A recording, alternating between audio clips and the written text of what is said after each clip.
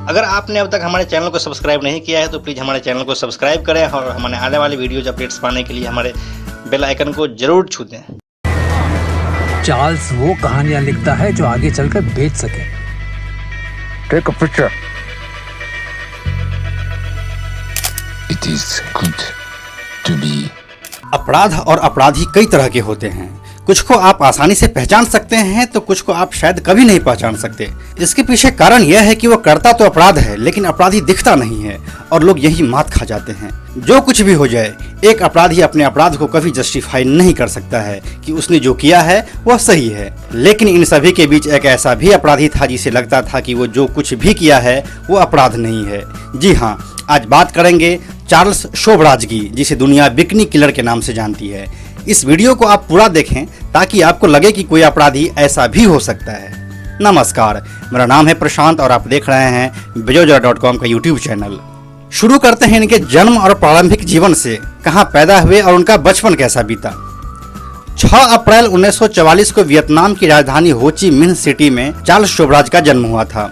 उनकी मां का वियतनाम में ही एक दुकान था।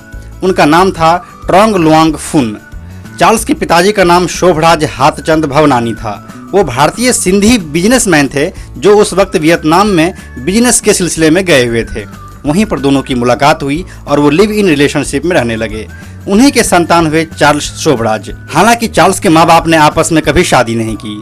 कुछ दिनों के बाद ही चार्ल्स के फादर ने उन सबको छोड़ दिया और फिर चार्ल्स अपने माँ के पास रहने लगा। कुछ सालों के बाद चार्ल्स की मां का अफेयर एक फ्रेंच आर्मी के साथ हो जाता है और वो उनसे शादी कर लेती है।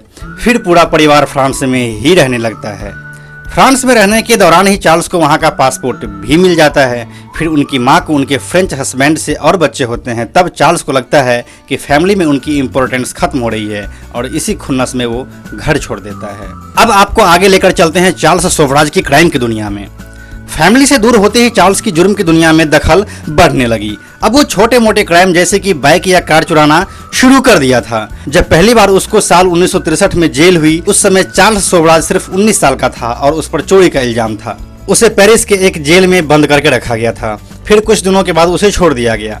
उसने अपने पर्सनैलिटी को इस तरह से डेवलप किया हुआ था कि सामने वाले को मैनिपुलेट करने में उसको जरा सा भी वक्त नहीं लगता था। उसी जेल में उसने वहां के एक वॉलंटियर फेलिक्स एस्कॉन को फंसा लिया। फेलिक्स काफी अमीर था, सो चार्ल्स जेल से बाहर आने के बाद उसके साथ पेरिस के हाई सोसाइटी में जाने लगा और वहां के क्रिमिनल अंडरवर्ल्ड से जुड़ने लगा। चार्ल्स शोभराज उन सभी को ड्रग सप्लाई करता था। उसी दौरान चार्ल्स शोभराज एक पारसी लड़की सेंटाल कॉम्पैगनोन से मिला और उसको डेट करने लगा। वो दोनों शादी करने वाले थे, लेकिन चार्ल्स को पुलिस ने शादी वाले दिन ही गिरफ्तार कर लिया। कारण यह कि वो जिस कार को ड्राइव कर रहा था वो चोरी का था। फिर भी सेंटॉल चार्ल्स से अपना रिश्ता बनाए रखी और उनको जेल में मिलने के लिए आती रही। 8 महीने बाद जब चार्ल्स जेल से छूटा तब उन दोनों की शादी हुई। इतना सब कुछ हो रहा था और इसी दौरान चार्ल्स का क्राइम ग्राफ भी लगातार बढ़ता जा रहा था। सेंटॉल उनको कई बार मना करती मगर उनके मुंह में तो खून लग चुका था। साल 1970 में वह वापस गिरफ्तारी के डर से सेंटॉल को लेकर एशियाई देशों में भाग गया। ईस्टर्न यूरोप के कुछ देशों से होते हुए वो उसी साल मुंबई आया, यानी कि साल 1970 में। मुंबई में ही सेंटॉल ने एक बच्चे को जन्म दिया जिसका नाम रखा उषा। भारत में आने के बाद ही वह एक फ्रेंच सोसाइटी से जुड़ गया। चार्ल्स शोभराज एक ऐसा व्यक्ति था जो आसानी से किसी के साथ भी मेलजोल बना लेता था। उसने यहाँ के अमीर लोगों में अपनी पहचान बना ली। सेंटॉल तो एक सुंदर और आकर्षक दिखने वाली स्त्री थी ही, उसके साथ एक प्यारा सा बच्चा भी था। इसके कारण फ्रेंच सोसाइटी के लोगों ने उनका चाय और पार्टी देकर स्वागत किया। अब चार्ल्स अपने दिमाग का इस्तेमाल किया और अब वो ड्रग के बिजनेस से गैम्बलिंग में आ गया और फिर धीरे धीरे वो छोटे छोटे हथियार को भी चुरा कर बेचने लगा। साल 1973 की कहानी है। दिल्ली के चाणक्यपुरी में स्थित होटल अशोका में वो रुका हुआ था। वहां पर एक ज्वेलरी का शॉप था। उसने ज्वेलरी शॉप के मालिक के कनपटी पर बंदूक रखा और तिजोरी से सारे पैसे व आभूषणों को बैग में भरकर वहां से निकल गया। वह दिल्ली हवाई अड्डे पर मुंबई जाने के लिए पहुंचा ही था, लेकिन वहां कस्टम अधिकारियों को जांच के दौरान उन्हें कुछ संदिग्ध लगा, इसीलिए उन्होंने बैग से भरा लूट का सारा माल जब्त कर लिया। चार्ल्स शोभराज को हुआ कि अब वो एयरपोर्ट पर फंस जाएंगे। इसी डर से वहां से वो भाग निकले, लेकिन कुछ ही दिनों के बाद वो पुलिस के हाथे लग गया और उसे जेल भेज दिया गया। चार्ल्स को जब दिल्ली के जेल में डाला तो चार्ल्स यहाँ से भागने का प्लान पहले ही बना चुका था।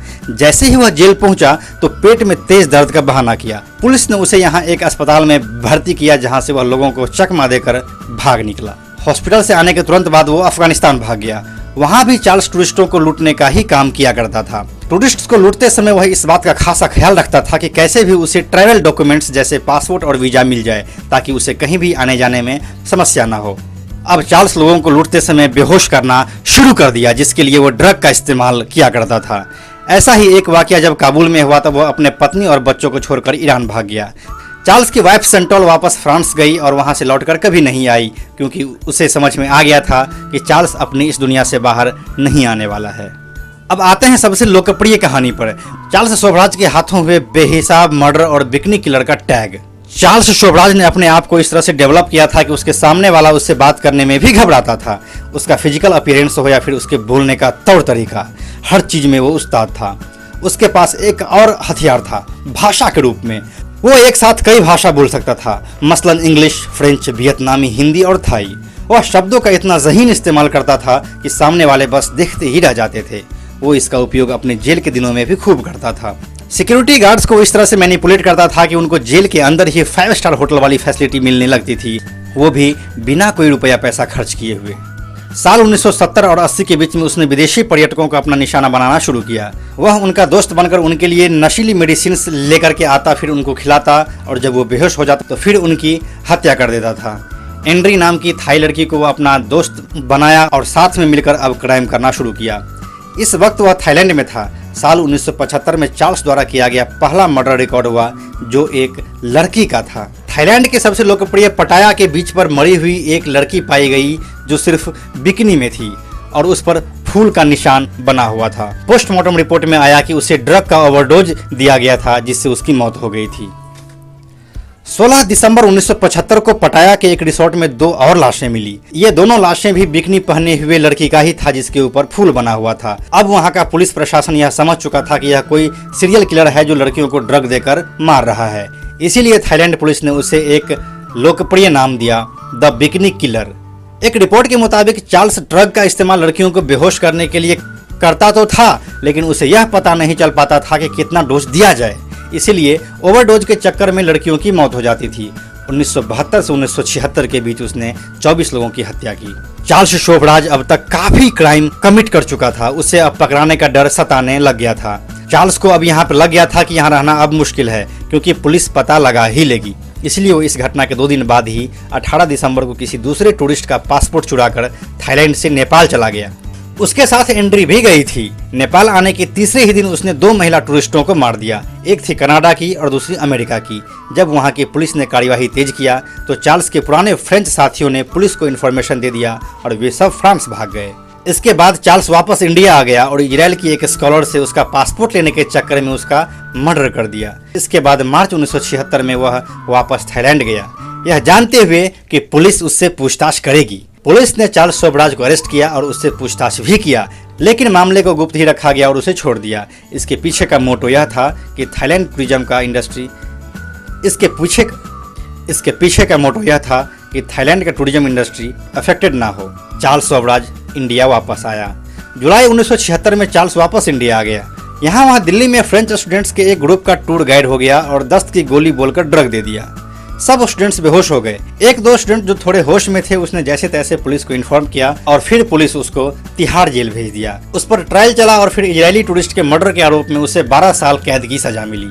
17 फरवरी 1997 को चार्ल्स शोभराज को भारत सरकार ने रिहा कर दिया और उसे वापस फ्रांस भेज दिया।